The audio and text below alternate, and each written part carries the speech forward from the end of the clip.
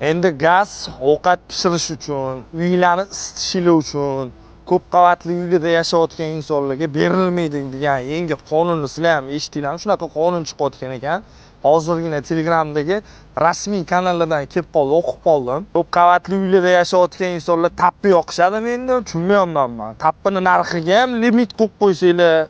O'zi o'tgan yili svet bilan gazga limit qo'yishinglardan oldin 150 mingdan 300 ming pul tashirdik svet bilan gazga. Hozir svet bilan gazga 1 milliondan kam pulimiz ketmayapti. O'shanga ham mayli desak, hozir gazni o'chirib qo'yamiz. Svet yoqasizlar faqat degan qonunni eshitib qolib, to'g'risi men jinni bo'lib qoldim. Men tushunmayapman endi ko'p qavatli domlarda endi bu yoqda o'tinni olib chiqish endi 9-8-etajda yashayotgan insonlar o'tinni, tappini olib chiqishni men tasavvur qila olmayapman-da. Shunaqa kunlar kelyaptimi do'stlar? Like bosib, kommentariyada yozib qoldiringlar. Sizlar bir oyda gaz bilan svetga necha pul tashlaysizlar? Va sizlarning uylarda gaz bilan hozir svet bormi? Kommentariyada yozib qoldiringlar.